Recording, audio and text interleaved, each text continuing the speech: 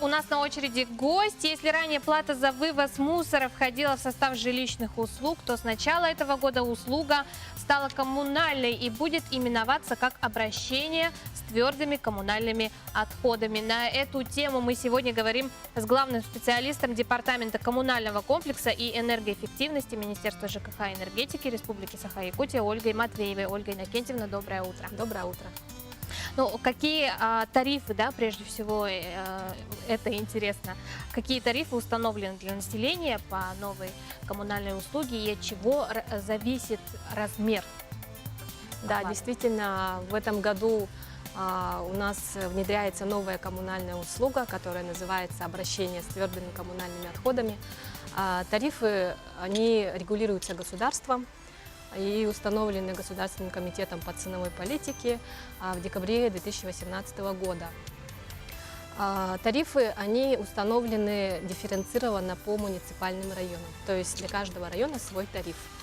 В среднем это составляет 728 рублей за кубический метр мусора, а для населения тариф составляет, это средний, да, по республике 107 рублей для человека, проживающего в многоквартирном доме, и примерно 116 рублей для человека, проживающего в частном доме, в частном жилом доме.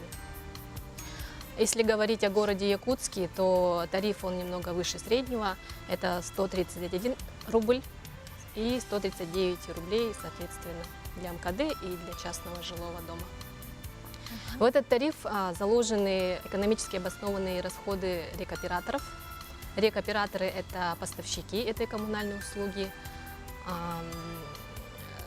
Содержит он примерно 30% – это расходы на транспортировку. Потом собственные расходы рекоператоров – это примерно 10%. Также туда заложены расходы на захоронение отходов, это около 20%. Но это, говорю, долевое соотношение самого тарифа. Да? Ну и остальные расходы – это на НДС, на негативное воздействие окружающую среду плата, ну и так далее. Ну а кто будет следить-то за деятельностью вот этих операторов? Куда обращаться, если вдруг не вывозится мусор? Да, за деятельностью рекоператоров будем следить мы, Министерство ЖКХ Республики. Дело в том, что мы с ними заключили соглашение об организации этой деятельности сроком на 10 лет. По этому соглашению рекоператор имеет определенные обязательства.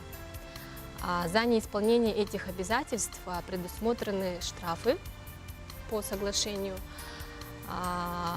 То есть, если он систематически нарушает правила или не выполняет свои обязанности, он может понести денежные расходы, да, определенные. Кроме этого, по соглашению рекоператор предоставляет нам обеспечение исполнения обязательств по соглашению в виде банковской гарантии. Она предоставляется ежегодно на определенную сумму.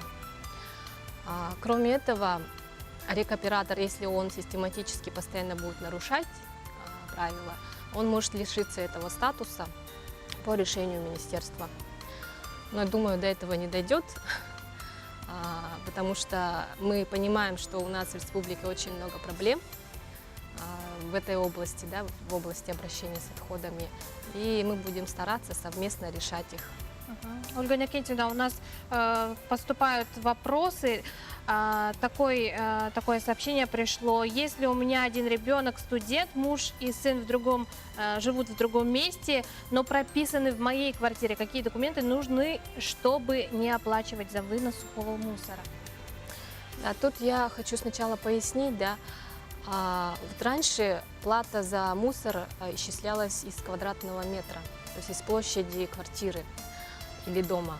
А сейчас новая коммунальная услуга, она будет исчисляться из количества зарегистрированных жителей. Поэтому сколько человек прописано в жилом доме, столько и будет оплачивать эта квартира или дом. И еще вот такой вопрос, если успеем, да,